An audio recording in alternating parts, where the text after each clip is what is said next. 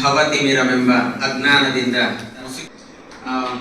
ಕೋರಂಬ sir ಅವರೇ, MGS sir ಅವರೇ, ಆತ್ಮೀಯರು, ಸಹಪಾಠಿ ಮಿತ್ರರು ಆಗಿರ್ತಕ್ಕಂಥ SP ಸಿದ್ದಿಂಗ್ ಸ್ವಾಮಿ ಅವರೇ, ಹಾಗೂ ಸಂಸ್ಕೃತ ಉಪನ್ಯಾಸಕರಾಗಿರ್ತಕ್ಕಂಥ ಸಿದ್ದಿಂಗ್ ಸ್ವಾಮಿ ಸರ್ ಅವರೇ, ಬಸವರಾಜ್ ಸರ್ ಅವರೇ, ರಾಜಶೇಖರ್ ಸರ್ ಅವರೇ, ಅಂಶಿ ಸರ್ ಅವರೇ, ಮಿಮಿಕ್ರಿ ಈಶ್ವರರಾಜ್ ಸರ್ ಅವರೇ, ಕಾರ್ಯಕ್ರಮವನ್ನು ತುಂಬ ಅಚ್ಚುಕಟ್ಟಾಗಿ ನೆರವೇರಿಸಿಕೊಡ್ತಾ ಇರ್ತಕ್ಕಂಥ ಚಿಕ್ಕದೊಡ್ಡಗೆರೆಯ ಕಿರಿಯ ಶ್ರೀಗಳಾದಂಥ ಮಲ್ಲಿಕಾರ್ಜುನ ದೇವರವರೇ, ಗುರುವನ್ನು ಸ್ಮರಿಸುವ ಮೂಲಕ ಗುರುಭಕ್ತಿಯನ್ನು ಇಮ್ಮಡಿಗೊಳಿಸಿದಂಥ ಸದಾಶಿವ ಸ್ವಾಮಿಗಳವರೇ, ಮಲ್ಲಿಕಾರ್ಜುನ ಶಿವಾಚಾರ್ಯ ಸ್ವಾಮಿಗಳವರೇ, ಶಿವಲಿಂಗ ಮಹಾಸ್ವಾಮಿಗಳವರೇ, ಮಹಾಲಿಂಗ ಸ್ವಾಮಿಗಳವರೇ, ಬಹಳ ಮುಖ್ಯವಾಗಿ ಕಾರ್ಯಕ್ರಮದ ಕೇಂದ್ರ ಬಿಂದುಗಳಾಗಿ ಜ್ಞಾನ ರತ್ನವನ್ನ ಕೆಡಗುಡದೆ ಅಲಂಕರಿಸಲಿಕ್ಕೆ ಗುರುಕಿರಣದ ಸಾಫಲ್ಯವನ್ನ ಪಡೆದಿರ್ತಕ್ಕಂಥ ಎಲ್ಲ ಈ ಶ್ರೀಮಠದ ವಿದ್ಯಾರ್ಥಿಗಳೇ, ತಾಯಂದಿರೇ ಹಾಗೂ ಎಲ್ಲ ಸಜ್ಜನ ಬಂಧುಗಳೇ, ಈಗಾಗಲೇ ಮೇಡಮ್ ಅವರು ವಚನ ಸಾಹಿತ್ಯದ ಆಳ ಅಗಲವನ್ನು ಕುರಿತಾಗಿ ಮಾತನಾಡಿದ್ದಾರೆ.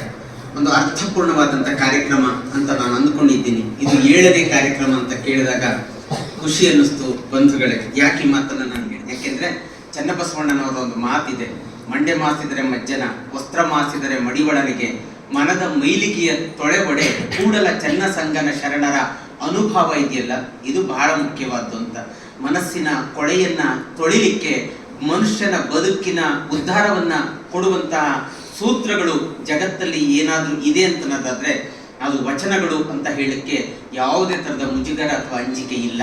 ಹಾಗಾಗಿ ಒಂದು ಮಾತಿದೆ ತತ್ವಪದದಲ್ಲಿ, ಎಂಥ ಸದ್ಗುರುನಾಥನೋ ಬಹಳಂಥ ಕರುಣುಳ್ನಾಥನೋ, ಕಾಂತೆ ನೀ ಬಾರೆಂದು ಏಕಾಂತ ಕರೆದೊಯ್ದು ಎಂಥ ಮಾತೇಳಿದನೋ ಸದ್ಗುರುರಾಯ, ಎಂಥ ಮಾತೇಳಿದನೋ ಅಂತ.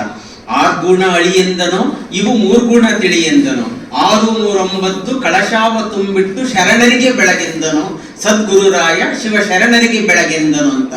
ಬೈಲು ನೀರ್ ಬೈಲೆಂದನೋ ಶಿವ ಬಯಲೊಳಗಾಡೆಂದನೋ, ಬೈಲು ನೀರ್ ಬೈಲ್ಕೇರೆ ಮೇಲೈತೆ ಗುರುಪಾದ ಆಲಯದೊಳಾಡೆಂದನು ಅಂತ. ನಾವಿವತ್ತೇನಾದ್ರೂ ಕೂಡ ನಮ್ಮ ಬದುಕನ್ನ ಹಸನು ಮಾಡಿಕೊಳ್ಳಲಿಕ್ಕೆ, ಸೂತ್ರೀಕರಿಸಿಕೊಂಡು ಉದ್ಧಾರವನ್ನ ಮಾಡ್ಕೊಳ್ಳಿಕ್ಕೆ, ಬದುಕನ್ನ ಭವಿಷ್ಯದಲ್ಲಿ ಚೆನ್ನಾಗಿ ಕಟ್ಕೊಳ್ಳಿಕ್ಕೆ ವಚನ ಸಾಹಿತ್ಯ ಬಹಳ ಮುಖ್ಯ ಅಂತ ನಾನು ಅಂದುಕೊಂಡಿದ್ದೇನೆ ಸ್ನೇಹಿತರೆ. ಯಾಕೆಂದ್ರೆ ಅನುಭವದ ಅಡಿಗೆಯನ್ನ ಮಾಡಿದಾಗ, ಅನುಭಾವಿಗಳು ಬಂದು ಇಲ್ಲಿ ಕೂತಾಗ ಅದನ್ನ ಉಣ್ಣುವಂತಹ, ಅದನ್ನ ಅನುಭವಿಸುವಂತಹ, ಅದನ್ನ ಯಾಕಂದ್ರೆ ಒಂದು ಮಾತಿದೆ, ಕಟ್ಟಿಯು ಮೇನು ಮಾಲೆಗಾರನ ಪಸಬಾಸಿಗಮಂ, ಮುಡಿವ ಭೋಗಿಗಳಿಲ್ಲದೆ ಬಾಡಿ ಹೋಗುದೆ ಅಂತಾನೆ ಜನ್ನತನ ಅಜಿತ ಪುರಾಣದಲ್ಲಿ. ಹಾಗಾಗಿ ಮುಡಿವ ಭೋಗಿಗಳು ನೀವಾಗಿರೋದ್ರಿಂದ ಮುಂದಿನ ಭವಿಷ್ಯದ ಕಿರಣಗಳು. ಹಾಗಾಗಿ ಆ ಗುರು ಕಿರಣಗಳು ಅಂತ ಏನು ನೀವೆಲ್ಲರೂ ಕೂತಿದ್ದೀರಿ, ಬಹಳ ಮುಖ್ಯವಾದಂಥವು. ಏನಿವತ್ತು ಜಗತ್ತು ಯಾವ್ಯಾವ ಕಡೆಗೂ ಹೋಗ್ತಾ ಇದೆ, ಮತ್ತೆ ನಮ್ಮ ಮನಸ್ಸು ಕೂಡ ಏನೆಲ್ಲ ಆಕರ್ಷಣೆಯ ಭ್ರಮೆಯ, ಬೇರೆಯವರು ಸುಖವಾಗಿದ್ದಾರೆ, ಬೇರೆಯವರು ಅನುಭವಿಸ್ತಾ ಇದ್ದಾರೆ ಎನ್ನುವ ಕಡೆಗೆ ನಮ್ಮ ಮನಸ್ಸು ಹೋಗ್ತಾ ಇರುವಂತ ಸಂದರ್ಭದ ಒಳಗಡೆ ಇಂತಹ ಚಿಂತನಾ ಗೋಷ್ಠಿಗಳು ನಮ್ಮ ಬದುಕನ್ನು ಒಂದು ಸುಸ್ಥಿತಿಗೆ ತರ್ತಕ್ಕಂಥ ಅಮೂಲ್ಯವಾದಂತಹ ವೇದಿಕೆಗಳು ಅಂತ ನಾನು ಅಂದ್ಕೊಂಡಿದ್ದೇನೆ. ಹಾಗಾಗಿ ನಮ್ಮನ್ನ ನಾವು ಅರಿಲಿಕ್ಕೆ ಶಿವಪದದ ಮೂಲಕ ನಮ್ಮ ಅರಿವನ್ನ, ಎಂತ ಒಂದು ಅರಿಸ್ಟಾಟಲ್ದ ಒಂದು ಮಾತಿದೆ, knowing yourself is the beginning of all wisdom ಅಂತ. ಅಂದ್ರೆ ನಿನ್ನನ್ನ ನೀನು ಅರಿಯುವ ಮೂಲ ಜಗತ್ತಿನ ಮೂಲವನ್ನ ಅರಿಯುವಂತದ್ದಕ್ಕೆ ಕಾರಣ ಆಗತ್ತೆ ಅಂತೇಳಿ. ಹಾಗಾಗಿ ಅರಿವನ್ನ ಗುರುವನ್ನಾಗಿಸಿದಂತಹ ವಚನಕಾರರ ಈ ನಿಲುವಿದೆಯಲ್ಲ ಬಂಧುಗಳಿದು ಬಹಳ ಮುಖ್ಯವಾದದ್ದು.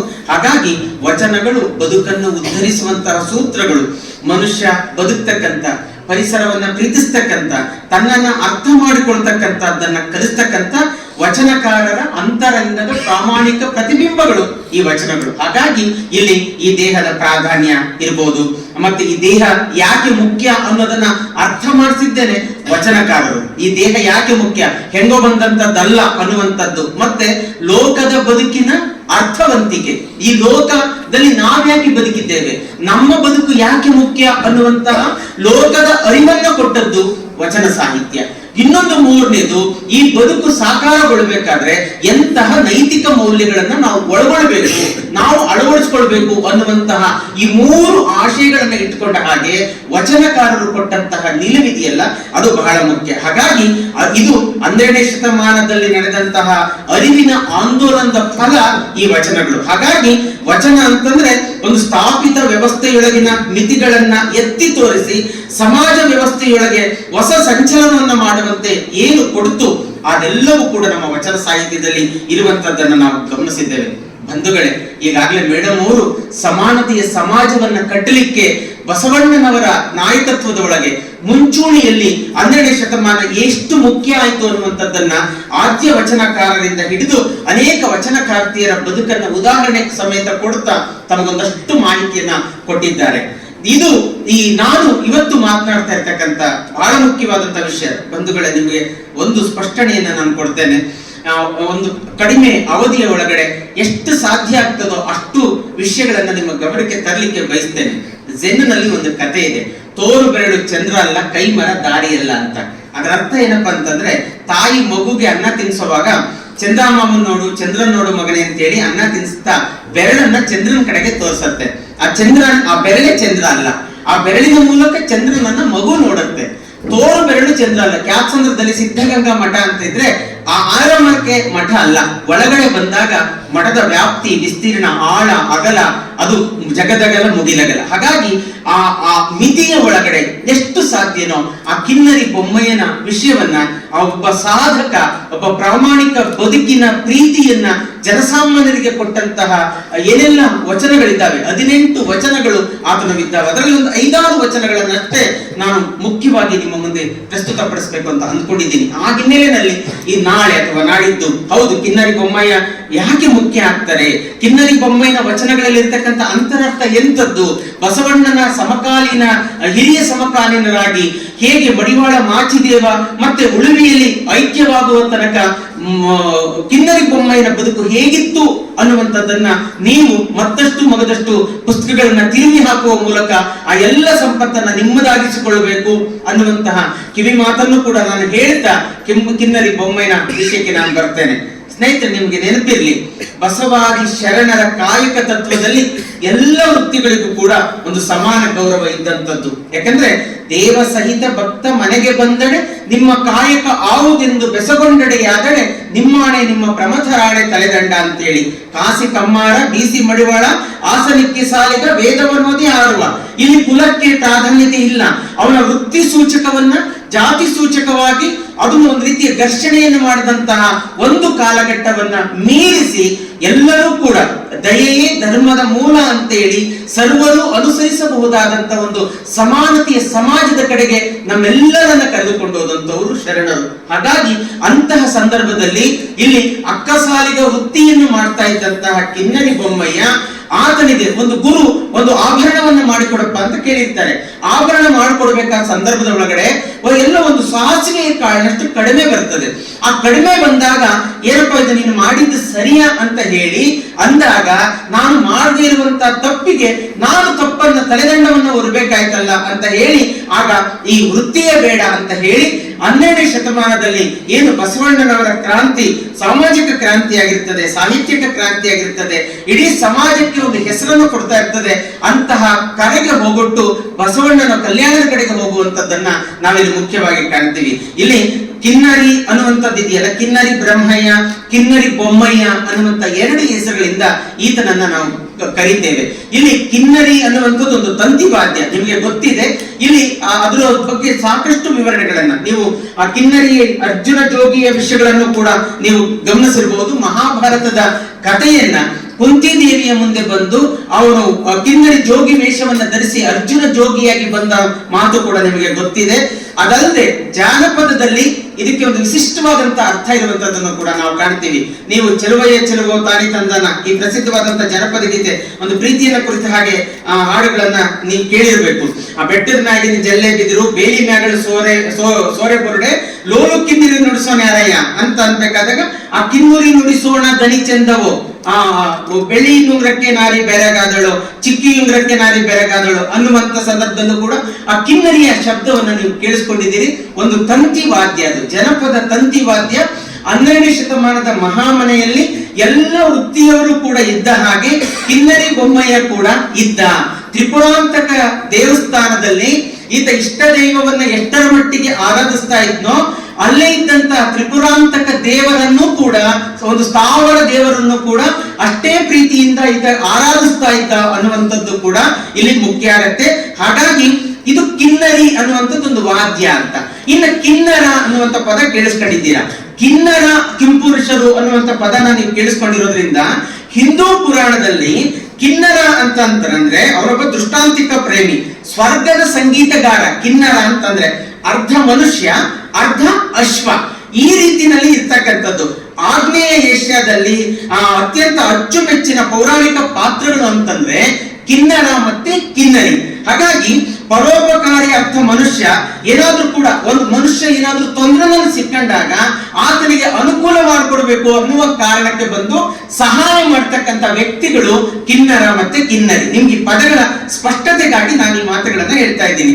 ಇನ್ನ ನಾವು ಕಿನ್ನರಿ ಬೊಮ್ಮಯ್ಯ ಅಥವಾ ಕಿನ್ನರಿ ಬ್ರಹ್ಮಯ್ಯ, ನಿಮ್ಗೆ ಬ್ರಹ್ಮ ಬೊಮ್ಮ ಅಂತ ವ್ಯತ್ಯಾಸ ಇಲ್ಲ, ತತ್ಸಮ ತದ್ಭವ. ಬ್ರಹ್ಮ ತತ್ಸಮ. ಆಮೇಲೆ ಶಿಷ್ಟ ಮತ್ತೆ ಜನಪದರು ಬಳಸುವಂತ ಸಂದರ್ಭದೊಳಗಡೆ ಶಿಷ್ಟರು ಬ್ರಹ್ಮ ಅಂತ ಕರೀತಾರೆ, ಜನಪದರು ಬೊಮ್ಮ ಅಂತ ಕರೀತಾರೆ. ಹಾಗಾಗಿ ಕಿನ್ನರಿ ಅನ್ನುವಂಥದ್ದು ಆತ ಅಕ್ಕಸಾಲಿಗ ವೃತ್ತಿಯಿಂದ ಅದನ್ನ ಬಿಟ್ಟು ಕಿನ್ನರಿಯನ್ನು ನುಡಿಸ್ತಕ್ಕಂಥ ಒಬ್ಬ ಸಂಗೀತಗಾರನಾಗಿ ಬಂದಂತ ಸಂದರ್ಭದೊಳಗಡೆ ಕಿನ್ನರಿ ಬೊಮ್ಮಯ್ಯ ಅಂತ ಹೇಳಿ ನಾವು ಕರಿತೀವಿ. ಈತನ ಕಾವ್ಯ ಪುರಾಣಗಳಲ್ಲಿ ಈತನ ಜನ್ಮಸ್ಥಳದ ಬಗ್ಗೆ ಒಂದಷ್ಟು ಭಿನ್ನ ಉಲ್ಲೇಖಗಳು ಇದ್ರೂ ಕೂಡ ಆನಂತರದಲ್ಲಿ ಕವಿಚರಿತೆಕಾರರಿಗೆ ಒಂದು ಸ್ಪಷ್ಟನೆಯನ್ನ ಕೊಡ್ತಾರೆ. ಬಸವ ಪುರಾಣ ಇರ್ಬೋದು, ಬಸವರಾಜ ವಿಜಯ ಇರ್ಬೋದು, ಭೈರವೇಶ್ವರ ಕಾವ್ಯ ಇರ್ಬೋದು, ಪುರಾತನ ಚರಿತೆ ಇರ್ಬೋದು, ಶಿವಶರಣರ ವಿಲಾಸಗಳಲ್ಲಿ ಈತನ ಊರನ್ನ ಕೂಡೂರು ಅನ್ನುವಂತ ಹೆಸರಿಂದ ಕರೀತಾರೆ. ಅದನ್ನ ಜನಪದ ಸಾಹಿತ್ಯದಲ್ಲಿ ಕೋಡೂರು ಈತನ ಊರು ಅನ್ನುವಂತ ಮಾತನ್ನ ಹೇಳ್ತಾರೆ. ಮೊದಲು ಆಂಧ್ರ ಪ್ರದೇಶ ಒಂದೇ ರಾಜ್ಯ ಆಗಿತ್ತು, ಈಗ ಅದು ತೆಲಂಗಾಣ ಮತ್ತೆ ಆಂಧ್ರ ಪ್ರದೇಶ ಎರಡು ರಾಜ್ಯ ಆಗಿರೋದ್ರಿಂದ ತೆಲಂಗಾಣ ರಾಜ್ಯದ ಮೆಹಬೂಬ್ ನಗರ ಜಿಲ್ಲೆಯ ಗದ್ವಾಲ ಅನ್ನುವಂತ ತಾಲೂಕು, ಆಂಧ್ರ ಪ್ರದೇಶದಲ್ಲಿ ಅದನ್ನು ಮಂಡಲಂ ಅಂತ ಕರೀತಾರೆ, ಮಂಡಲ ಅಂತ ಕರೀತಾರೆ. ಆ ಮಂಡಲಂನಲ್ಲಿ ಕೂಡೂರು ಅನ್ನುವಂತ ಗ್ರಾಮ. ಇತ್ತೀಚೆಗೆ ಅನೇಕ ಜನ ವಿದ್ವಾಂಸರು ಆ ಸ್ಥಳಕ್ಕೆ ಹೋಗಿ ಪರಿಶೀಲನೆ ಮಾಡಿ ಇವತ್ತು ಕೂಡ ಆತನ ಜನ್ಮಸ್ಥಳ ಇದೆ ಅಂತೇಳಿ ಖಚಿತ ಮಾಡ್ಕೊಂಡಿರ್ತಕ್ಕಂಥ ಕೂಡೂರು ಆತನ ಜನ್ಮಸ್ಥಳ. ಅದನ್ನ ಕಂಚಿ ಶಂಕರಾರಾಧ್ಯರು ಏನ್ ಮಾಡ್ತಾರೆ ಅಂತಂದ್ರೆ, ಅವರು ಸಂಸ್ಕೃತದಲ್ಲಿ ಬಸವ ಪುರಾಣವನ್ನ ಬರೆದಿರ್ತಕ್ಕಂಥವ್ರು. ಕಂಚಿ ಶಂಕರಾರಾಧ್ಯರು ಏನ್ ಮಾಡ್ತಾರೆ ಅಂದ್ರೆ ಆ ಊರನ್ನ ಅದು ಕೂಡೂರು ಅಲ್ಲ ಕುರುಡ ಅನ್ನುವಂತ ಹೆಸರನ್ನ ಅವ್ರು ಹೇಳ್ತಾರೆ. ಏನು, ಕಿನ್ನರಿ ಬೊಮ್ಮಯ್ಯ ಹುಟ್ಟಿದಂತ ಊರು ಅಂತ ಉಲ್ಲೇಖ ಮಾಡ್ತಾರೆ. ಆ ಕೂಡೂರು ಕುರುಡು ಆಗಿದೆ ಅಂತಂದ್ರೆ ಅಲ್ಲಿ ವರ್ಣ ಪಲ್ಲಟ ಆಗಿದೆ ಅನ್ನುವಂತ ಮಾತನ್ನ ಅಲ್ಲಿ ಹೇಳ್ತಾರೆ. ಒಟ್ಟಾರೆ ಅದು ಕೂಡೂರು ಅನ್ನುವಂಥದ್ದು ಈ ಕಿನ್ನರಿ ಬೊಮ್ಮಯ್ಯನವರ ಜನ್ಮಸ್ಥಳ ಅನ್ನೋದು ಖಚಿತ ಆಗಿರುವಂತದ್ದು. ಇವರ ತಂದೆ ತಾಯಿ ಯಾರು ಕಿನ್ನರಿ ಬೊಮ್ಮಯ್ಯಂದು ಅಂತಂದ್ರೆ, ಕಿನ್ನರಿ ಬೊಮ್ಮಯ್ಯನ ತಂದೆಯ ಉಲ್ಲೇಖ ಯಾವ ಕಾವ್ಯ ಪುರಾಣಗಳಲ್ಲಿಯೂ ಕೂಡ ನಮಗೆ ಲಭ್ಯ ಆಗೋದಿಲ್ಲ. ಈತನ ತಾಯಿ ಕಲಿದೇವಿ ಅಥವಾ ಕಲಿದೇವಿನಿ ಅಂತ ಹೇಳಿ, ಮತ್ತೆ ಈಕೆ ಶಿವಭಕ್ತಿಯಾಗಿದ್ದು ಅನ್ನುವಂತ ಉಲ್ಲೇಖ ಕೂಡ ನಮಗೆ ಸಿಗ್ತದೆ. ಇದಕ್ಕೆ ಸಂಬಂಧಪಟ್ಟ ಹಾಗೆ ಅನೇಕ ಜನ ವಿದ್ವಾಂಸರು, ಫಗು ಅಳಕಟ್ಟಿ ಅಂತವರು, ಸಿದ್ದಯ್ಯ ಪುರಾಣಿಕರಂತವರು, ಪ್ರೊಫೆಸರ್ ಬಿ ಮಹಾದೇವಪ್ಪ ಅಂತವರು, ಎಚ್.ಎಸ್. ಸಿದ್ಧಗಂಗಪ್ಪ ಅಂತವರು, ಮತ್ತೆ ಇತ್ತೀಚೆಗೆ ಡಾಕ್ಟರ್ ಚಿದಾನಂದ ಚಿಕ್ಕಮಠ ಅಂತ ಹೇಳಿ ಒಬ್ಬ ಪ್ರಾಧ್ಯಾಪಕರು ಆ ಜಾಗಕ್ಕೆಲ್ಲ ಹೋಗಿ ಸಾಕಷ್ಟು ಅಧ್ಯಯನವನ್ನ ಮಾಡಿರ್ತಕ್ಕಂಥವ್ರೆಲ್ಲ ಅವ್ರು ಹೇಳೋದೇನು ಅಂತಂದ್ರೆ, ಈಗ ಕಲಿದೇವಿನಿ ಅನ್ನೋದ್ರಲ್ಲಿ ಅಂಥ ಮಹತ್ತರವಾದಂತ ವ್ಯತ್ಯಾಸ ಇಲ್ಲ ಅನ್ನುವಂತ ಕಾರಣಕ್ಕೆ ಕಲಿದೇವಿಯೇ ಈತನ ತಾಯಿ ಅನ್ನುವಂತ ತೀರ್ಮಾನಕ್ಕೆ ಬಂದಿದ್ದಾರೆ. ಬಹುಶಃ ತಂದೆಯ ಹೆಸರು ಯಾಕೆ ಉಲ್ಲೇಖ ಆಗಿಲ್ಲ ಅಂತಂದ್ರೆ ಅಭಿಪ್ರಾಯವನ್ನ ಊಹೆಯನ್ನ ಮಾಡಿರುವಂತದ್ದನ್ನ ನಾವು ಕಾಣ್ತೇವೆ. ಒಟ್ಟಾರೆ ಕಿನ್ನರಿ ಬೊಮ್ಮಯ್ಯನ ಜೀವನದಲ್ಲಿ ತಾಯಿಯ ಪಾತ್ರ ಪ್ರಧಾನ ಆಗಿರುವಂತದ್ದನ್ನ ಇಲ್ಲಿ ನಾವು ಗಮನಿಸ್ತೇವೆ. ಮತ್ತೆ ಹೆಸರುಗಳ ಬಗ್ಗೆ ಈಗಾಗಲೇ ನಾನು ಹೇಳಿದೆ, ಮತ್ತೆ ನಾನು ಅದನ್ನ ವಿಸ್ತರಿಸಲಿಕ್ಕೆ ಹೋಗೋದಿಲ್ಲ. ಇಬ್ಬರು ಒಂದೇ, ಬ್ರಹ್ಮಯ್ಯ ಬೊಮ್ಮಯ್ಯ ಅನ್ನುವಂಥದ್ದು ಒಂದೇ ಅನ್ನುವಂತ. ಇನ್ನೊಬ್ಬ ಕಲಕೇತ ಬ್ರಹ್ಮಯ್ಯ ಅಂತ ಬರ್ತಾರೆ. ಯಾಕಂದ್ರೆ ಸಾಕಷ್ಟು ಜನ ವಚನ ಸಾಹಿತ್ಯದಲ್ಲಿ ಸುಮಾರು 22 ಜನರ ಹೆಸರು ಬೊಮ್ಮಯ್ಯ ಬ್ರಹ್ಮಯ್ಯ ಅಂತಲೇ ದಾಖಲಾಗಿರೋದ್ರಿಂದ ಕಲಕೇತ ಬ್ರಹ್ಮಯ್ಯನನ್ನ ನಾನು ಆನಂತರದಲ್ಲಿ ಸಂಕ್ಷಿಪ್ತವಾಗಿ ನಿಮ್ಮ ಗಮನಕ್ಕೆ ತರಲಿಕ್ಕೆ ನಾನು ಬಯಸ್ತೇನೆ. ಈತನ ಕಾಲ ಎಂತದಿರ್ಬೋದು, ನಾನು ಬಸವಣ್ಣನ ಹಿರಿಯ ಸಮಕಾಲೀನ ಅನ್ನುವಂತ ಪದವನ್ನ ಬಳಸ್ತೆ. ಬಸವಣ್ಣವರ ಕಾಲ ಈಗ ಖಚಿತ ಮಾಡುವ ಹಿನ್ನೆಲೆಯಲ್ಲಿ 1131. ಆದ್ರೆ ಇವರು ಇಲ್ಲಿ 2 ಸಂದರ್ಭಗಳು ಬಳಸ್ತಾರೆ. 6 ಕವಿಚರಿತಕಾರರಾದಂತ, ನಾನು ಹೇಳ್ತಾ ಸ್ವಲ್ಪ ಫಾಸ್ಟ್ ಆಗ್ತಾ ಇದೆ ನಿಮಗೆ, ಏನಿಲ್ಲ ಓಕೆ. ಹಾಗಾಗಿ ಆ ಕವಿಚರಿತೆಕಾರಾದಂತ ಆರ್ ನರಸಿಂಹಾಚಾರ್ಯ ಏನ್ ಮಾಡ್ತಾರೆ ಅಂತಂದ್ರೆ, ಇಲ್ಲಿ ಬಸವಣ್ಣನ ಸಮಕಾಲೀನಾಗಿದ್ದರೂ ಕೂಡ ಈತ ಬಸವಣ್ಣನವರಿಗಿಂತ ಸ್ವಲ್ಪ ಹಿರಿಯ ಅನ್ನುವಂತ ಮಾತನ್ನ ಆರ್ ನರಸಿಂಹಾಚಾರ್ಯ ಅವರು ದಾಖಲು ಮಾಡುತ್ತಾರೆ. ಮತ್ತೆ ಬಸವಣ್ಣನವರು ಒಂದು ವಚನದಲ್ಲಿ ಅಣ್ಣನು ನಮ್ಮ ಕಿನ್ನರಿ ಬೊಮ್ಮಯ್ಯ ಅನ್ನುವಂತ ಮಾತನ್ನ ಉಲ್ಲೇಖ ಮಾಡಿದ್ದಾರೆ. ಅದಲ್ಲದೆ ಅಕ್ಕ ಮಹಾದೇವಿ ಬಹಳ ಮುಖ್ಯ. ಕಿನ್ನರಿ ಬೊಮ್ಮಯ್ಯನವರ ವಿಷಯದಲ್ಲಿ ಅಕ್ಕ ಮಹಾದೇವಿಯ ಪಾತ್ರ ಬಹಳ ಮುಖ್ಯ ಆಗುತ್ತೆ. ಒಂದು ವಚನವನ್ನ ನಾನು ಅನಂತರದಲ್ಲಿ ಉಲ್ಲೇಖ ಮಾಡ್ತೇನೆ. ಮಹಾಮನೆಗೆ ಅಕ್ಕ ಮಹಾದೇವಿ ಬಂದಾಗ ಆಕೆಯನ್ನು ಸಾಕಷ್ಟು ಪ್ರಶ್ನೆಗಳ ಸುರಿಮಳೆಯನ್ನ ಗೈದು ಆ ಎಲ್ಲ ಪ್ರಶ್ನೆಗಳಿಗೆ ಸಮರ್ಥವಾದಂತಹ ಉತ್ತರವನ್ನ ಅಕ್ಕ ಕೊಟ್ಟ ಮೇಲೆ ತುಂಬಾ ಪ್ರೀತಿಯಿಂದ ಸ್ವಾಗತ ಮಾಡಿ ಉಲಿನೆಕ್ಕಿ ಬದುಕಿದನು ಕಾಣ ಅಂತ ಹೇಳಿ ಅಕ್ಕನ ಬಗ್ಗೆ ಒಂದು ಪ್ರಶಂಸೆಯ ಮಾತುಗಳನ್ನ ಆಡಿದಂತವರು ಕಿನ್ನರಿ ಬೊಮ್ಮಯ್ಯ. ಹಾಗಾಗಿ ಮಹಾಮನೆಗೆ ಬಂದಾಗ ಅಕ್ಕನ ಆ ಇರುವಿಕೆಯನ್ನ, ಅಕ್ಕನ ಒಂದು ಆ ಬುದ್ಧಿಶಕ್ತಿಯನ್ನ ಪರೀಕ್ಷಿಸಿ ಮಾಡುವಂತ, ಪ್ರಶ್ನೆ ಮಾಡ್ತಕ್ಕಂತ ಆ ಕೆಲಸವನ್ನ ಬಸವಣ್ಣನವರು ಏನು ವಹಿಸಿರ್ತಾರೆ, ತುಂಬಾ ಆಪ್ತರಿರ್ತಾರೆ, ಬಸವಣ್ಣನವರಿಗೆ ತುಂಬಾ ಆಪ್ತರಿರ್ತಾರೆ ಕಿನ್ನರಿ ಬೊಮ್ಮಯ್ಯ. ಅಂತ ಸಂದರ್ಭದಲ್ಲಿ ಅಕ್ಕ ಮಹಾದೇವಿ ಹೇಳ್ತಾಳೆ, ಕಿನ್ನರನಂತಪ್ಪ ಸೋದರ ನನಗೆ ಸಹೋದರ ಇದ್ದಾಗೆ. ಅಂದ್ರೆ ಬಹುಶಃ ಬಸವಣ್ಣನವರಿಗಿಂತ ಸ್ವಲ್ಪ ದೊಡ್ಡವರು, ಅಕ್ಕ ಮಹಾದೇವಿಗಿಂತ ಸ್ವಲ್ಪ ಹೆಚ್ಚು ದೊಡ್ಡವರು ಅನ್ನುವಂತ ಮಾತು ಬಂದಾಗ ಇದು ಈಗಾಗಲೇ ನಾನು ಹೇಳಿದಾಗೆ 1131 ಅಂತೇಳಿ ಬಸವಣ್ಣನವರ ಕಾಲವನ್ನು ನಾವೇನು ಕವಿಚರಿತ್ರಕಾರರು ನಿರ್ಧಾರ ಮಾಡಿದ್ದಾರೆ. ಇಲ್ಲಿ 10-15 ವರ್ಷಗಳಿಗೆ ಹಿರಿಯರಾಗಿರ್ಬೋದು ಕಿನ್ನರಿ ಬೊಮ್ಮಯ್ಯ. ಅಂದ್ರೆ 1110ರಿಂದ 1125 ಮಧ್ಯದಲ್ಲಿ ಕಿನ್ನರಿ ಬೊಮ್ಮಯ್ಯ ಅವರು ಇದ್ದಿರಬಹುದು, ಅವರು ಹುಟ್ಟಿರಬಹುದು ಅನ್ನುವಂತ ಮಾತನ್ನ ಊಹಿಸ್ಲಿಕ್ಕೆ ಅಲ್ಲಿ ಅವಕಾಶ ಇದೆ. ಮತ್ತೆ ಈತನ ಗುರು ಯಾರಿರಬಹುದಪ್ಪ ಅಂತಂದ್ರೆ ಈತ ಒಬ್ಬ ದೀಕ್ಷಾ ಗುರುವನ್ನು ಕೂಡ ಹೊಂದಿದ್ದ ಅನ್ನುವಂತ ಉಲ್ಲೇಖವನ್ನ ಮಡಿವಾಳ ಮಾಚಿದೇವರ ವಚನದಿಂದ ನಮಗೆ ಗೊತ್ತಾಗ್ತದೆ. ಮತ್ತೆ ಲಿಂಗ ದೀಕ್ಷೆಯಾದಂತ ವಿವರವನ್ನು ಕೂಡ ಮಡಿವಾಳ ಮಾಚಿದೇವರು ಅಲ್ಲಿ ಕೊಡ್ತಾರೆ. ಮೇಡಮ್ ಅವರು ಮಾತಾಡ್ತಾ ಒಂದು ಮಾತು ಹೇಳಿದ್ರು, ದೇವರ ದಾಸಿಮಯ್ಯ ಏನು ದೇವಾಂಗ ಸಮುದಾಯಕ್ಕೆ ಶಿವದೀಕ್ಷೆಯನ್ನ ಕೊಟ್ರು ಅನ್ನುವಂತ ಮಾತನ್ನ ಹೇಳಬೇಕಾದಾಗ ಇಲ್ಲಿ ಮಡಿವಾಳ ಮಾಚಿದೇವರ ವಚನದ ಉಲ್ಲೇಖವನ್ನ ತಗೊಂಡ ಹಾಗೆ ಈತನಿಗೆ ಒಬ್ಬ ಇಷ್ಟ ಗುರು ಇದ್ದ. ಯಾಕೆಂದ್ರೆ ಆರಂಭದಲ್ಲಿ ಚಿನ್ನದ ಆಭರಣವನ್ನ ಮಾಡ್ಲಿಕ್ಕೆ ಚಿನ್ನವನ್ನ ಕೊಟ್ಟಿದ್ರು, ಅದು ಸ್ವಲ್ಪ ಕಡಿಮೆ ಬಂತು. ಕಡಿಮೆ ಯಾಕೆ ಬಂತು ಅಂತ ಪ್ರಶ್ನೆ ಮಾಡಿದ್ದಕ್ಕೆ ಅಲ್ಲಿ ವಿರಕ್ತಿ ಉಂಟಾಯ್ತು. ಆಗ ಮಹಾಮನೆಗೆ ಬಂದ್ರು ಅನ್ನುವಂತ ಮಾತನ್ನ ನಾನು ಏನ್ ಹೇಳಿದೆ. ಅದಕ್ಕೆ ಪೂರಕವಾಗಿ ಅವ್ರೇನ್ ಮಾಡ್ತಾರೆ ಅಂತಂದ್ರೆ ಈತನಿಗೆ ಒಬ್ಬ ಗುರು ಇರಬಹುದು ಅಂತ ಹೇಳಿ ಊಹೆ ಮಾಡ್ತಾರೆ. ಆದ್ರೆ ಎಲ್ಲೂ ಕೂಡ ಗುರುವಿನ ಉಲ್ಲೇಖ ನಮ್ಗೆ ಸಿಗೋದಿಲ್ಲ. ಆದ್ರೆ ಆ ಕಲ್ಯಾಣ ಪಟ್ಟಣದಲ್ಲಿ ಇಷ್ಟಲಿಂಗ ದೀಕ್ಷೆಯನ್ನ ಕೊಟ್ರು ಅನ್ನುವಂತ ವಚನ ಇದೆ. ಮತ್ತೆ ಅಲ್ಲಿ ಲಿಂಗಧಾರಿ ಆಗಿದ್ದ ಅಂತ ಅನ್ಲಿಕ್ಕೆ ಬೇಕಾದಂತ ಎಲ್ಲ ದಾಖಲೆಯೂ ಕೂಡ ಇದೆ. ಅದರಲ್ಲಿ ಗುರು ಕೊಟ್ಟ ಇಷ್ಟಲಿಂಗದಲ್ಲಿ ನಿಷ್ಠೆಯ ಗಟ್ಟಿಗೊಳಿಸಿ ಅನ್ನುವಂತ ಮಾತನ್ನ ಮಡಿವಾಳ ಮಾಚಿದೇವರು ಉಲ್ಲೇಖ ಮಾಡ್ತಾರೆ. ಹಾಗಾಗಿ ಗುರು ಕೊಟ್ಟಂತಹ ಇಷ್ಟಲಿಂಗದಲ್ಲಿ ನಿಷ್ಠೆಯನ್ನ ಗಟ್ಟಿಗೊಳಿಸಿದಂತ ಒಬ್ಬ ಪ್ರಾಮಾಣಿಕ ಶರಣ ಅಂತಂದ್ರೆ ಕಿನ್ನರಿ ಬೊಮ್ಮಯ್ಯ ಕೂಡ ಒಬ್ರು ಅನ್ನುವಂತ ಮಾತು. ಮತ್ತೆ ಅದರ ಜೊತೆಗೆ ಅವ್ರದೇ ಆ ವಚನವನ್ನ ಮುಂದುವರಿಸಿದ ಹಾಗೆ ಸೊಡ್ಡಳ ಬಾಚಯ್ಯ, ಏಕಾಂತ ರಾಮಯ್ಯ, ಕಿನ್ನರಿ ಬೊಮ್ಮಯ್ಯರಿಗೆ ಅಲ್ಲದೆ ಇಷ್ಟಲಿಂಗ ದೊರೆಕೊಳ್ಳದು ಅನ್ನುವಂತ ಮಾತನ್ನು ಕೂಡ ಮಡಿವಾಳ ಮಾಚಿದೇವರು ಹೇಳೋದ್ರಿಂದ ಇವರಿಗೆ ಇಷ್ಟಲಿಂಗ ದೀಕ್ಷೆಯು ಕೂಡ ಆಗಿತ್ತು ಅನ್ನುವಂತ ವಿವರಣೆಯನ್ನ ಕೊಡ್ತಾರೆ. ಆನಂತರದಲ್ಲಿ ಇಲ್ಲಿ ಆ ಕುಲಗಸುಬನ್ನ ಬಿಟ್ಟು ವಿದ್ಯಾರ್ಥಿಗಳೇ ನಿಮಗೆ ನೆನಪಿರ್ಲಿ, ತಾನು ಮಾಡ್ತಾ ಇದ್ದಂತ ಅಕ್ಕಸಾಲಿಗ ವೃತ್ತಿಯನ್ನ ಬಿಟ್ಟು ಈತ ಒಬ್ಬ ಸಂಗೀತಗಾರನಾಗಿ ವಾದ್ಯವನ್ನು ನುಡಿಸ್ತಕ್ಕಂಥವನಾಗಿ ಬಂದಂತದ್ದು ಕೂಡ ಈತನ ಒಂದು ವಿಶೇಷ. ಹಾಗೆ ಅಂತೇಳಿ ಈತನ ಅಂಕಿತ ಏನಪ್ಪಾ ಅಂತಂದ್ರೆ ಮಹಾಲಿಂಗ ತ್ರಿಪುರಾಂತಕ ಅನ್ನುವಂತ ತ್ರಿಪುರಾಂತಕ ದೇವಯ್ಯ ಅನ್ನುವಂತ ಅಂಕಿತದಲ್ಲಿ 18 ವಚನಗಳನ್ನ ಈತ ರಚನೆ ಮಾಡಿದ್ದಾನೆ. 18 ವಚನಗಳು ಕೂಡ ನಮಗೆ ಸಿಕ್ಕಿದಾವೆ. ಹಾಗಾಗಿ ಅಕ್ಕ ಮಹಾದೇವಿಯನ್ನ ಪ್ರಶ್ನಿಸಿದ್ದಿರಬಹುದು. ಮತ್ತೆ ಒಂದು ಸಾರಿ ಒಬ್ಬ ವಿಟ ಒಂದು ಕುರಿ ಅಟ್ಟಿಸ್ಕೊಂಡು ಬರ್ಬೇಕಾದಾಗ ತ್ರಿಪುರಾಂತಕ ದೇವಸ್ಥಾನಕ್ಕೆ ಒಳಗೆ ಹೋಗ್ತದೆ. ಆಗ ನೀನು ಅದನ್ನ ಕೊಲ್ಲಬೇಡ ಅಂತ ಪ್ರಶ್ನೆ ಮಾಡ್ತಾನೆ. ಆತ ಬೊಜ್ಜನಾಯಕ ಅನ್ನುವಂಥವನು ಬಿಜ್ಜಳನ ಆಸ್ಥಾನಕ್ಕಿದ್ದ ಒಬ್ಬ ಆಪ್ತ ವಲಯದಲ್ಲಿ ಇರ್ತಕ್ಕಂಥವನು ಪ್ರಶ್ನೆ ಮಾಡ್ತಾನೆ. ಮಾತಿಗೆ ಮಾತು ಬರುತ್ತೆ. ಆ ಕುರಿ ಯಾವುದು ಅಂತಂದ್ರೆ ತಾನೊಬ್ಬ ವೇಷಿಯ ಸಹವಾಸವನ್ನು ಅವನು ಮಾಡಿರ್ತಾನೆ. ಅವಳು ಆ ದೇವಿಗೆ ಅರ್ಪಿಸ್ಲಿಕ್ಕೆ ಆ ಕುರಿಯನ್ನ ಬಿಟ್ಟಿರ್ತಾರೆ. ಆ ಕುರಿ ಬಂದು ಇಲ್ಲಿ ದೇವಸ್ಥಾನದಲ್ಲಿ ಅದು ಓದ್ತದೆ.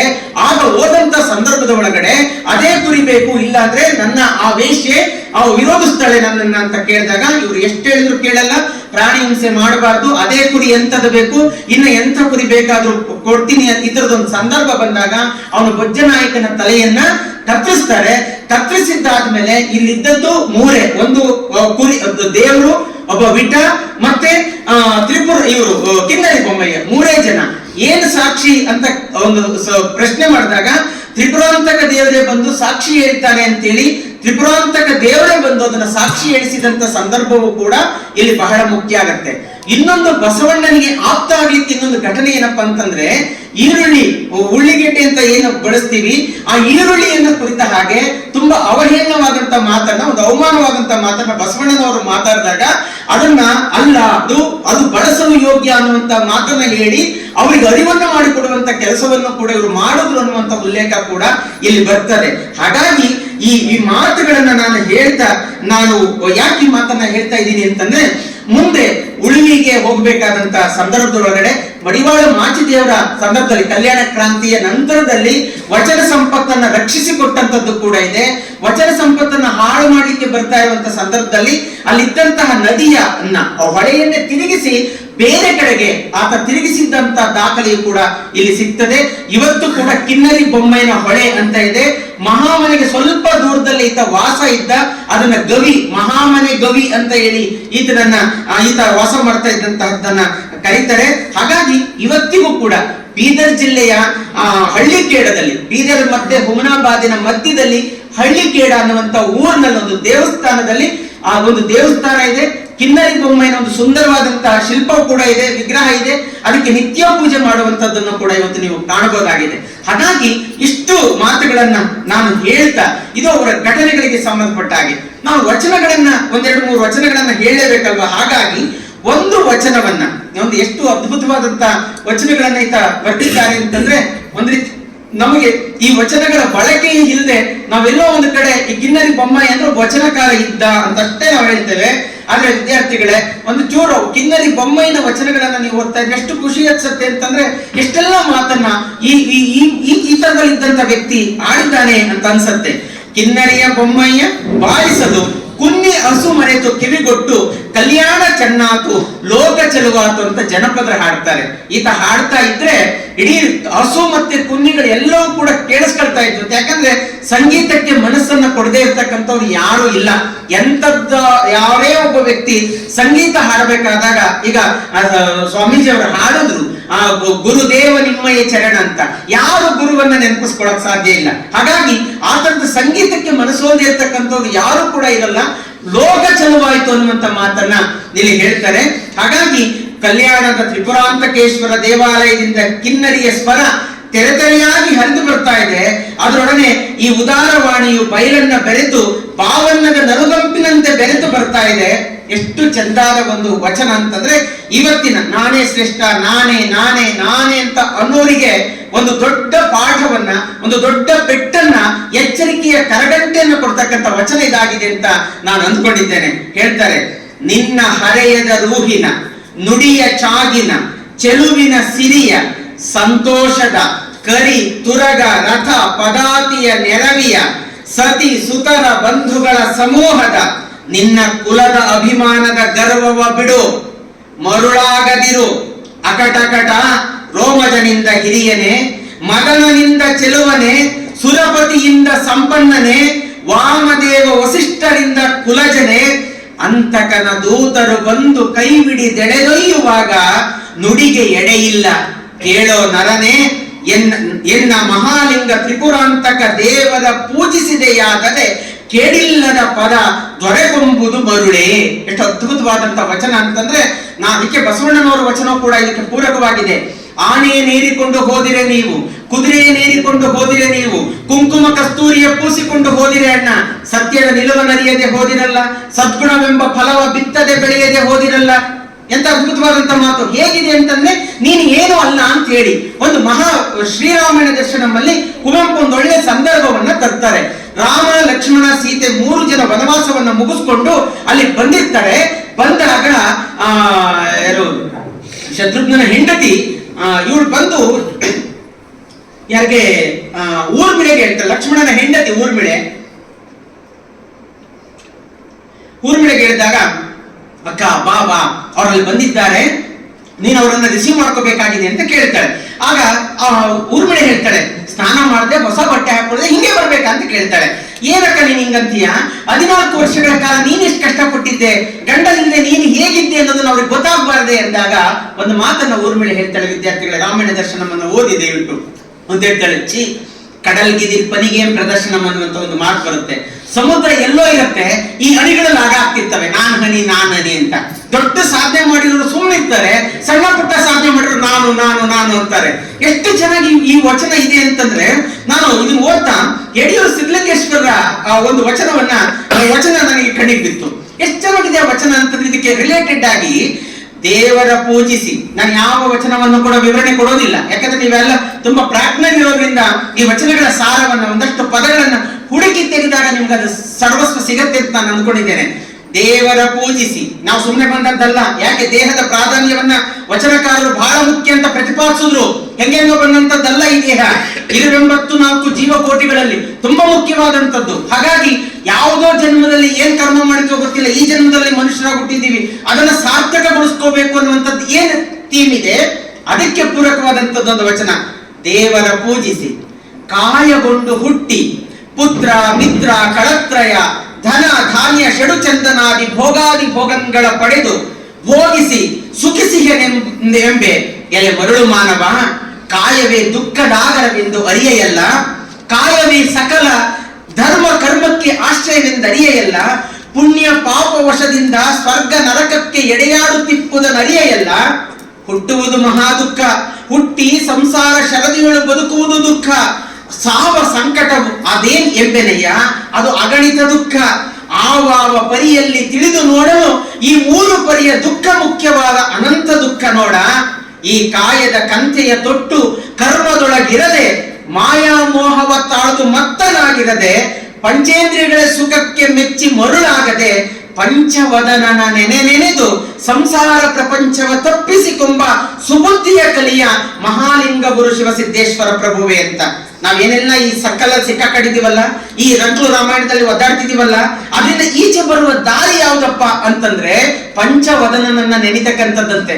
ಅದಕ್ಕೇನೆ ಶಿವತತ್ವ ಚಿಂತನಾಗೋಷ್ಠಿ ಯಾಕೆ ಮುಖ್ಯ ಆಗುತ್ತೆ ಅಂತಂದ್ರೆ, ಮನದ ಮೈಲಿಗೆಯನ್ನು ತೊಳೆಯುವಂತ ಕಾರಣಕ್ಕೆ, ಮತ್ತೆ ಈ ದೇಹ ಮತ್ತೆ ನಾನು ಎಷ್ಟು ಕಡಿಮೆ ಅಂತ ಅನ್ಲಿಕ್ಕೆ.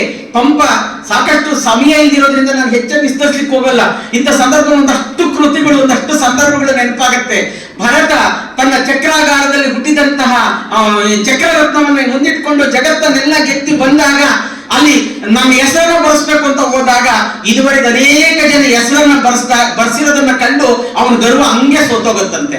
ಒಬ್ಬೊಬ್ಬರಿಗೆ ಒಂದೊಂದು ಬಾಹುಬಲಿಯನ್ನ ತಗೊಂಡ್ರೆ ಒಂದು ತರ ಯೋಚನೆ ಆದ್ರೆ, ಒಂದು ತರದ ಬದುಕಿನ ಕ್ರಮ ಆದ್ರೆ, ಭಾರತದ ಇನ್ನೊಂಥದ್ದು. ಹೀಗಾಗಿ ಯಾವ ಆಯ್ಕೆ ನಮ್ಮದು ಅನ್ನುವಂಥದ್ದು ಇದೆಯಲ್ಲ, ಅದು ಬಹಳ ಮುಖ್ಯ.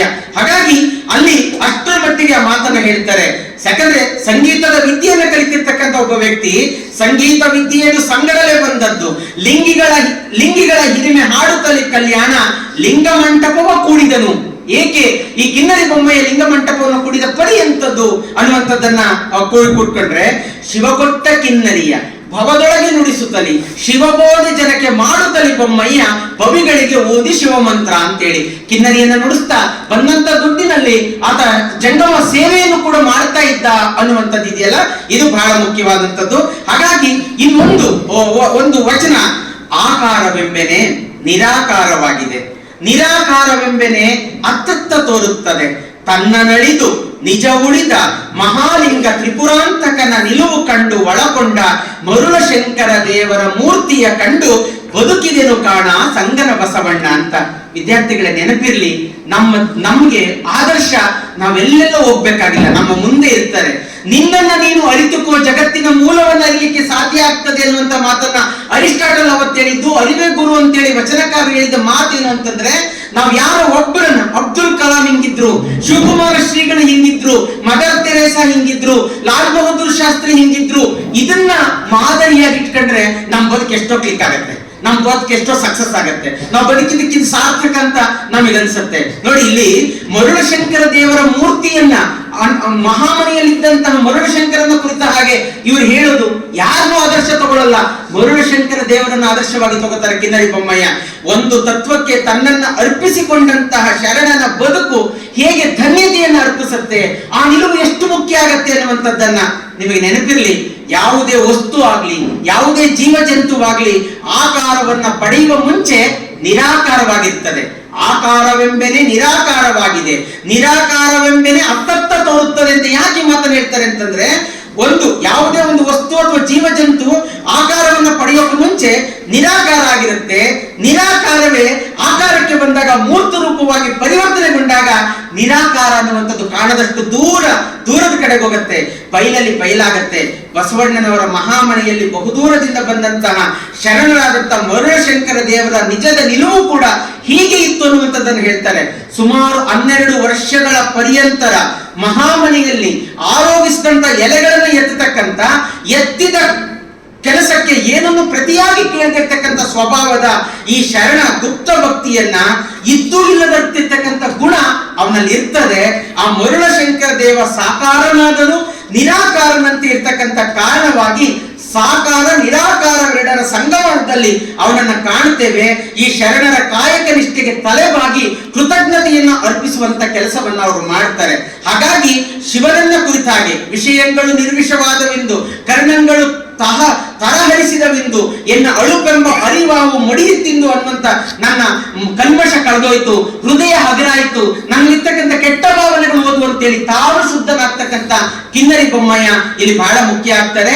ಹಾಗಾಗಿ ಕಿನ್ನರಿ ಬೊಮ್ಮಯ್ಯನ ಈ ವಚನಗಳನ್ನ ಹೇಳ್ತಾ ಬಹುಶಃ ಸಾಕಷ್ಟು ಸಮಯ ಆಗಿರೋದ್ರಿಂದ ಶಿವ ಎಲ್ಲಾ ರೂಪವು ತಾನಂತೆ, ಶಿವ ಎಲ್ಲೆಲ್ಲಿಯೂ ತಾನಿಹನಂತೆ ಅಂತ ನೀವು ಮಾತು ಕೇಳಿದ್ದೀರಿ. ಒಂದು ಮಾತಿನ ಮೂಲಕ, ಒಂದು ವಚನದ ಮೂಲಕ ನನ್ನ ಮಾತುಗಳನ್ನು ಮುಗಿಸ್ತೇನೆ. ಕಲ್ಲಿಲಿಟ್ಟವಂಗೊಲಿದೆ, ಕಾಲಲ್ಲಿ ಒದ್ದವಂಗೊಲಿದೆ, ಬಾಯಲ್ಲಿ ಉಗಿದವಂಗೊಲಿದೆ.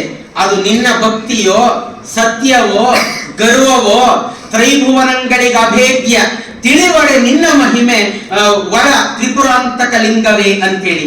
ಇದು ಕಾಲಲ್ಲಿ ಎಲ್ಲರೂ ಕೂಡ ಮಾದರ ಚೆನ್ನಯ್ಯನ ಭಕ್ತಿವಂತರ, ಬಸವಣ್ಣನವರ ಭಕ್ತಿವಂತರ, ಅಕ್ಕ ಮಹಾದೇವಿಯ ಭಕ್ತಿವಂತರ, ತಿರುನೀಲಕಂಠ ದೇವರ ಭಕ್ತಿವಂತರ ಇದ್ರೆ ಇಲ್ಲಿ 63 ಪುರಾತನರಲ್ಲಿ ಬರ್ತಕ್ಕಂಥ ಸಾಂಖ್ಯ ನಾಯರು ಮತ್ತು ಬೇಡರ ಕಣ್ಣಪ್ಪನನ್ನ ಕುರಿತ ಹಾಗೆ ಈ ಮಾತನ್ನ ಹೇಳ್ತಾರೆ. ಎಲ್ಲರೂ ಫಲ ಪುಷ್ಪ ಭೋಜನವನ್ನ ಕೊಟ್ರೆ ಶಿವನಿಗೆ ಈತ ಸಣ್ಣ ಸಣ್ಣ ಬೈಲಲ್ಲೇ ಸಿಗ್ತಕ್ಕಂಥ ಕಲ್ಲುಗಳನ್ನೇ ಶಿವನಿಗೆ ಅರ್ಪಿಸ್ತಾ ಇರ್ತಾನೆ. ಒಂದ್ಸಾರಿ ಕಲ್ಲೇ ಸಿಗಲ್ಲ, 20 ದಿನಗಳ ಕಾಲ ಕಲ್ಲನ್ನು ಹುಡುಕ್ತಾನೆ. ಶಿವನಿಗೆ ನೈವೇದ್ಯ ಮಾಡ್ತಾ ಇರ್ತಕ್ಕಂಥದ್ದು ಏನಪ್ಪ ವಸ್ತು ಅಂದ್ರೆ ಇಲ್ಲಿ ಕಲ್ಲನ್ನು ಹುಡುಕ್ತಾನೆ, ಕಲ್ಲೆಲ್ಲೂ ಸಿಕ್ಕಲ್ಲ. 21ನೇ ದಿನ ಆದ್ಮೇಲೆ ಒಂದು ದೊಡ್ಡ ಬೆಟ್ಟ ಒಂದು ದೊಡ್ಡ ಗುಂಡು ಸಿಗ್ತದೆ. ಆ ಗುಂಡನ್ನು ತಗೊಂಡು ಬಂದು ಶಿವನಿಗೆ ಅರ್ಪಿಸಕ್ ಹೋಗಿದಾಗ ಶಿವ ಎದಕ್ಕಂತಾರೆ, ಬೇಡ ಕಣಪ್ಪ ಆ ಗುಂಡು ಬೇಡ ಅಂದಾಗ ಆಗ ಆತ ಆ ಭಕ್ತಿಗೆ ಒಲಿದು ತನ್ನ ಕಡೆಗೆ ಕರ್ಕೊಂಡು ಹೋಗುವಂತದನ್ನ ಕಾಣ್ತೇವೆ. ಮತ್ತು ಅಷ್ಟೊತ್ತಿಗಾಗಲೇ ಅರ್ಚಕ ಹೂಗಳನ್ನ ಏರಿಸಿರ್ತಾನೆ. ವಿದ್ಯಾರ್ಥಿಗಳ ನೆನಪಿರ್ಲಿ, ಆ ಶಿವ ಏರಿಸಿದಂತ ಆ ಅರ್ಚಕ ಆ ಲಿಂಗಕ್ಕೆ ಏರಿಸಿದಂತ ಹೂಗಳನ್ನ ಕಾಲಲ್ಲಿ ಕಿತ್ತು ಆ ಬಾಯಲ್ಲಿ ನೀರನ್ನು ತಗೊಂಡ್ಬಂದು ಕಾಲಲ್ಲಿ ಒದ್ದುಕೊಂಡು ಆ ಬಾಯಲ್ಲಿ ತಂದಿರ್ತಕ್ಕಂಥ ನೀರನ್ನ ಲಿಂಗಕ್ಕೆ ಅರ್ಪಿಸಿ ಪೂಜಿಸ್ತಕ್ಕಂಥ ಸಾಂಖ್ಯ ನಾಯರರನ್ನ ಕುರಿತಂತ ಹೇಳ್ತಾರೆ. ಯಾಕಂದ್ರೆ ಶಿವನಿಗೆ ನಿಮಗೆ ಗೊತ್ತು, ಕರಿಕಾಲ ಚೋಳ ಮೃಷ್ಟಾನ್ನ ಭೋಜನಗಳನ್ನ ಮಾಡಿದ್ರು ಕೂಡ ಮಾದರ ಚೆನ್ನಯ್ಯನ ಅಂಬಲಿಗೆ ಶಿವ ಒಲಿತಾನೆ. ಅದಕ್ಕೇನೆ ಆ ಶಿವ ಸತ್ಯಂ ಶಿವಂ ಸುಂದರಂ ಅಂತ ಯಾಕೆ ಹೇಳ್ತಾರೆ ಅಂದ್ರೆ, ಸತ್ಯವಾದದ್ದು ಯಾವಾಗ್ಲೂ ಶಿವಮಯವಾಗಿರ್ತದೆ, ಶಿವಮಯವಾದದ್ದು ಯಾವಾಗ್ಲೂ ಸತ್ಯವಾಗಿರ್ತದೆ. ಆ ಸತ್ಯವಾದದ್ದೇ ಶಿವಮಯ, ಶಿವಮಯವಾಗಿರ್ತಕ್ಕಂಥದ್ದೇ ಸತ್ಯ. ಹಾಗಾಗಿ ಆ ಸತ್ಯಂ ಶಿವಂ ಸುಂದರಂ ಅಂತ ಏನಿದೆ, ಆ ಶಿವನ ಆ ಎಲ್ಲವನ್ನು ಕೂಡ ಶಿವನ ಮಹಿಮೆಯನ್ನ 3 ಲೋಕ ಅರಿತು ಬದುಕಬೇಕು ಅನ್ನುವಂತ ಮಾತನ್ನ ಅವರು ಹೇಳ್ತಾರೆ. ಹಾಗಾಗಿ ಈ ಕಿನ್ನರಿ ಬೊಮ್ಮಯ್ಯನ ವಚನಗಳು ನಮ್ಮ ಮನಸ್ಸನ್ನು ಶುದ್ಧಿ ಮಾಡೋದ್ರ ಜೊತೆಗೆ ನಾನೀಗಾಗಲೇ ಹೇಳಿದೆ, ದೇಹದ ಪ್ರಾಧಾನ್ಯ, ಲೋಕದ ಇರುವಿಕೆ ಮತ್ತೊಂದಷ್ಟು ನೈತಿಕ ಮೌಲ್ಯಗಳ ಹಾಗೆ ಮನುಷ್ಯ ಹೇಗೆ ಎತ್ತರವಾಗಿ ಬೆಳೆದ್ರು ಕೂಡ ತುಂಬಾ ಚಿಕ್ಕವನಾಗ್ಬೇಕು. ಡಿವಿಜಿ ಅದಕ್ಕೆ ಹೇಳುದು, ಹುಲ್ಲಾಗು ಬೆಟ್ಟದಡಿ ಅಂದ್ರೆ ಬೆಟ್ಟ ದೊಡ್ಡದು, ಸಮಾಜ ದೊಡ್ಡದು, ನಾವು ಚಿಕ್ಕವರು ಅಂತೇಳಿ. ಆ ತರದ ಗುಣವನ್ನ ಬೆಳೆಸ್ಕೊಂಡಾಗ ಮಾತ್ರ ಒಬ್ಬ ಸಾರ್ಥಕ ಮನುಷ್ಯನಾಗ್ತಾನೆ ಅನ್ನುವಂಥದ್ದು. ಹಾಗಾಗಿ ಬಾಲ್ಯ ಹಣ್ಣು ಅನ್ನತ್ತೆ, ಯೌವನ ಹೆಣ್ಣು ಅನ್ನತ್ತೆ, ವಾರ್ಧಕ್ಯ ಹೊನ್ನು ಅನ್ನತ್ತೆ. ಆದ್ರೆ ನಾವು ಮಣ್ಣನ್ನ ತುಳಿತೀವಿ. ಮಣ್ಣು ನಮ್ಮನ್ನ ತುಳಿಯೋಕೆ ಮುಂಚೆ ನಾವು ಒಳ್ಳೆಯ ಮಾತನ್ನ, ಒಳ್ಳೆಯ ನಡತೆಯನ್ನ, ಒಳ್ಳೆಯ ಬದುಕಿನ ಕ್ರಮವನ್ನ, ಒಳ್ಳೆಯ ಆಲೋಚನೆ ಮನಸ್ಸಲ್ಲಿ ಅಂದ್ಕೊಳ್ಳೋದು ಕೂಡ ಹಿಂಸೆಯೇ. ಯಾಕಂದ್ರೆ ನಿಮ್ಗೆ ಜನರ ಯಶೋಧರ ಚರಿತೆ ಇದೆಯಲ್ಲ, ಸಂಕಲ್ಪ ಹಿಂಸೆ. ಮನಸ್ಸಿನಲ್ಲಿ ಕೆಟ್ಟ ಭಾವನೆ ಬಂದ್ರು ಕೂಡ ಅದು ಕೂಡ ಹಿಂಸೆ. ಹಾಗಾಗಿ ಒಳ್ಳೆಯದನ್ನೇ ಭಾವಿಸಿದಾಗ ನಾವೇನ್ ಬಿತ್ತುತ್ತೇವೋ ಅದನ್ನೇ ಬೆಳಿತೀವಿ, ನಾವೇನ್ ಆಗ್ಬೇಕು ಅಂತಿರ್ತೀವೋ ಹಂಗೆ ಆಗ್ತೀವಿ ಅನ್ನುವಂತ ಮಾತನ್ನು ಹೇಳ್ತಾ ಈ ಶಿವತತ್ವ ಚಿಂತನಾ ಗೋಷ್ಠಿ ನಿಮ್ಮನ್ನ ಸಮಾಜಮುಖಿಯಾಗಿಸುವ, ಬದುಕನ್ನ ಸಾರ್ಥಕ ಕಡೆಗೊಳಿಸುವ ಕೆಲಸವನ್ನ ಮಾಡ್ತಾ ಇದೆ. ಅದರ ಫಲಾನುಭವಿಗಳು ನೀವು ನಿಜಕ್ಕೂ ಪುಣ್ಯ ಮಾಡಿದ್ದೀರಿ. ಈ ಮಠದಲ್ಲಿ ಇಷ್ಟೊಂದು ಜನ ವಿದ್ಯಾರ್ಥಿಗಳಿದ್ದಾಗ್ಯೂ ಕೂಡ ನಿಮಗೆ ಮಾತ್ರ ಪುಣ್ಯ ಲಭಿಸಿದೆಯಲ್ಲ, ಇದೊಂದು ಸಾರ್ಥಕ. ಈ ಹಿನ್ನೆಲೆಯಲ್ಲಿ ಸಮಾಜದ ಆಸ್ತಿಯಾಗಿ ಹೇಳಿದ್ರು ಮೇಡಮ್ ಅವರು, ಎಲ್ ಬಸವರಾಜ್ ಅವರು. ಸಿದ್ಧಗಂಗೆಯಲ್ಲಿ ಸಿಕ್ಕೋದು ಬರೀ ತ್ರಿವಿಧ ಅಷ್ಟೇ ಅಲ್ಲ, ಬಹಳ ಬುತ್ತಿ ಸಿಗತ್ತೆ. ಬಹಳ ಅನ್ನೋದು ಬದುಕು ಅಷ್ಟೇ ಅಲ್ಲ, ಬಹಳ ಬುತ್ತಿಯೂ ಕೂಡ ಇಲ್ಲಿದೆ. ಬದುಕನ್ನ ಸಾರ್ಥಕಗೊಳಿಸಿ ಅಂತ ಮಾತಾಡ್ತಾ ಅವಕಾಶ ಮಾಡಿಕೊಟ್ಟಂತ ಕೋರಂಬ ಸರ್ ಅವರಿಗೆ, ಸಿದ್ದಿಕ್ ಸ್ವಾಮಿ ಅವರಿಗೆ, ವಿಶೇಷವಾಗಿ ಪರಮ ಪೂಜ್ಯರಿಗೆ ವಂದಿಸಿ ನಾನು ಮಾತು ಮುಗಿಸ್ತೇನೆ.